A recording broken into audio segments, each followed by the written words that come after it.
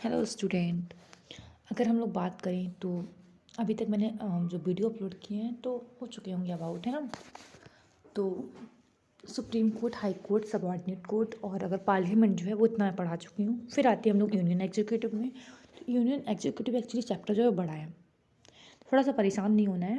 देखिए एक्चुअली बात ये ना कि मैं तुम्हारा 20 मिनट तो मेरा होता ही नहीं है।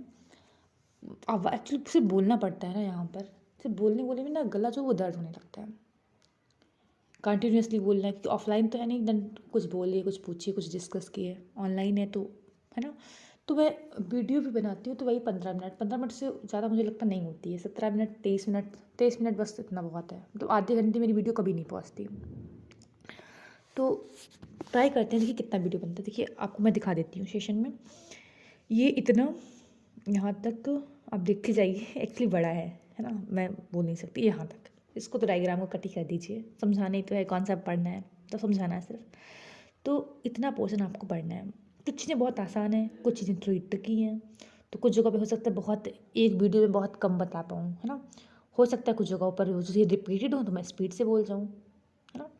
तो देखते हैं कितना बढ़ता है, फिर भी ट्राई करते हैं कि जो वीडियो बनाऊँ मैं। अब जो वीडियो रहेगा लगभग 15 मिनट से ऊपर का रहे। इससे फ़ायदा ये है कि कम से कम वीडियो में इसको क्लियर कर दूँ, तो आपके भी एग्ज़ाम आ रहे हैं, आप सिविक्स को एकदम अच्छे से तैयार कर लें, है ना। बाकी जो बचा हुआ है वो बाद में देख लेंगे, फिर मतलब बाद में नहीं देखेंगे, मैं इसको वीडियो अपलोड करूँगी, मतलब पहले सिविक्स कंप्लीट कर दें, ठीक है ना। कोई इश्यू तो होगा नहीं आई थिंक। चलिए आते हैं। और जो हमारे नए स्टूडेंट जुड़ रहे हैं उनका वेलकम, और जो पुराने हैं उनको थैंक यू, दोनों। ठीक है, चलिए स्टार्ट करते हैं। तो देखिए यूनियन एग्जीक्यूटिव में हमको पढ़ना है प्रेसिडेंट और वाइस प्रेसिडेंट। अब मैंने इस तरीके से इसको बनाया क्यों है, क्योंकि भाई 10 बार पढ़ोगे कन्फ्यूज हो जाओगे, बड़ी प्रॉब्लम करेगा। तो हमने इनको एक साइड बना दिया इससे कंपैरिजन टाइप का, तो आपको थोड़ा सा याद करने में आसानी हो जाएगी, दिमाग में रखने में आसानी हो जाएगी, ठीक है। पहले पढ़ते हैं प्रेसिडेंट के बारे में।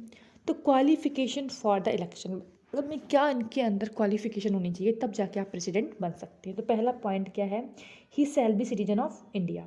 सेम चीज़ वाइस प्रेसिडेंट में, मतलब वो इंडिया का सिटीजन होना चाहिए। ऐसा नहीं है कि विदेश से कोई पर्सन आया हमने बोल दिया कि भाई तुम प्रेसिडेंट बन जाओ, ऐसा नहीं होगा, ठीक है।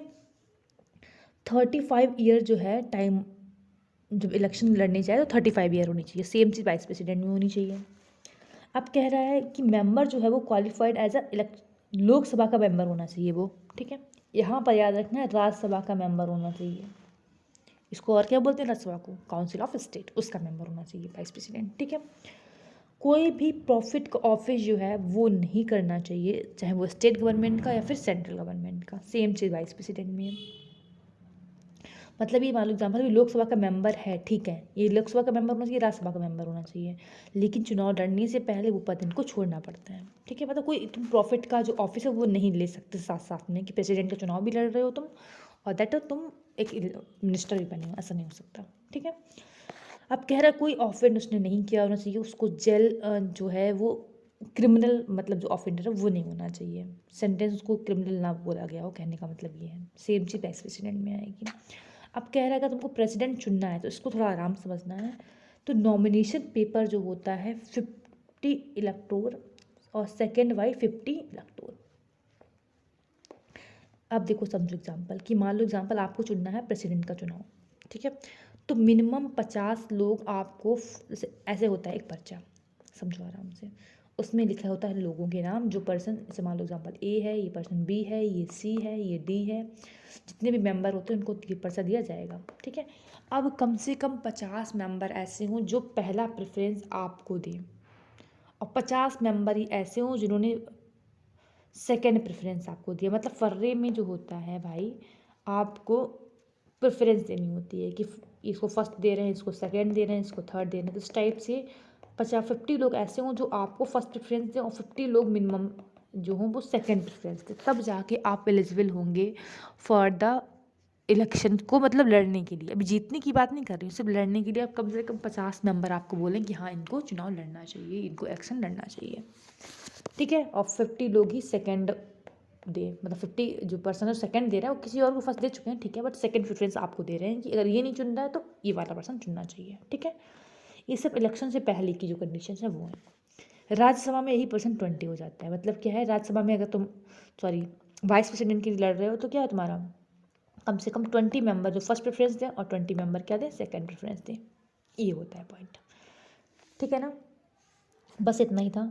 अब इसमें एक पॉइंट और अगर बात करें तो सिंगल ट्रांसफरेबल वोट, इसके प्रोसेस को नहीं समझना, नाम को बस याद रखो।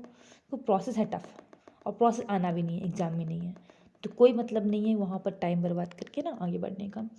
तो इसलिए मैंने सिर्फ नाम लिख दिया है, नाम को याद रखना है कि सिंगल ट्रांसफरेबल वोट किस में होता है तुम्हारा, वही वाइस प्रेसिडेंट के लिए भी और तुम्हारा प्रेसिडेंट के लिए भी, दोनों के लिए सिंगल ट्रांसफरेबल वोट जो है उसके द्वारा वोटिंग होगी।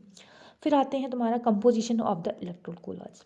तो कह रहा है किस तरीके से जो है वो जो कौन कौन मेंबर जो है वो तुम्हारे वाइस प्रेसिडेंट और प्रेसिडेंट में चुनाव करते हैं, समझते हैं।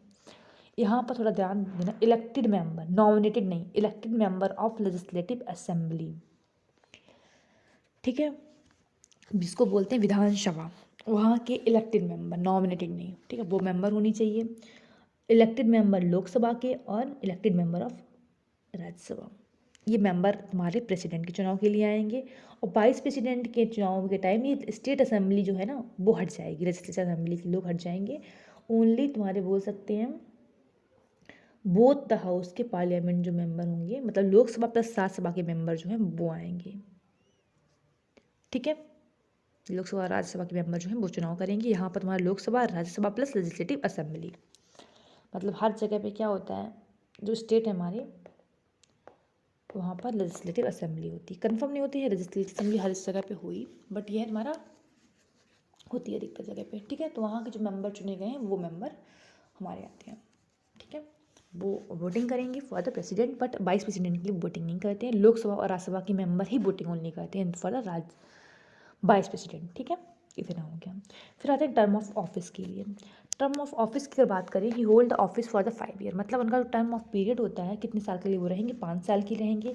वो उनकी सीट वैकेंट हो सकती है, अगर उनकी डेथ हो जाए वो रिजाइन कर दें, रिजाइन करेंगे तो किसको रिजाइन लेटर देंगे, अपना वाइस प्रेसिडेंट को। और सेम चीज़ अगर वाइस प्रेसिडेंट करते हैं तो किसको देंगे, प्रेसिडेंट को, ठीक है। या फिर इम्पीचमेंट के प्रोसेस के द्वारा, इम्पीचमेंट अभी जस्ट इसके बाद ही समझा रही हूँ, इम्पीचमेंट का प्रोसेस, ठीक है। इम्पीचमेंट का नॉर्मल मतलब होता है कि रिमूव करना, जब किसी बहुत बड़े पद जो होता है उससे किसी पर्सन को हटाया जाता है तो हम लोग क्या बोलते हैं, इम्पीचमेंट, ठीक है ना। तो ये सेम चीज़ जो है तुम्हारी इसमें भी है, वाइस प्रेसिडेंट में। देखिए जरा पूरा लगभग सिमिलर है, यहाँ पर बस याद रखना ये लोकसभा के मेंबर होने चाहिए, राज्यसभा के मेंबर, यहाँ पे ये 50 है तुम्हारा, ये 20 है। और दैट यहाँ पर बात करें लोकसभा और राज्यसभा ही ओनली, यहाँ पर स्टेट असेंबली को भी ऐड कर दिया गया है। ये तो पूरा ही पूरा सेम है, ठीक है ना। तो ये तुम्हारा प्रेसिडेंट और वाइस प्रेसिडेंट का इतना हो गया, ठीक है ना। चलिए आज के लिए बस करेंगे हम, फिर हम लोग प्रोसीजर और कॉज जो है वो अगली वीडियो में देख लेते हैं, फिर ज़्यादा लंबा वीडियो करने का कोई मतलब नहीं है भाई, फिर आप लोग पूरा देखते नहीं, आप भी बोर होते हैं हम भी बोर होते हैं, क्या मतलब है ना। चलिए, थैंक यू सो मच।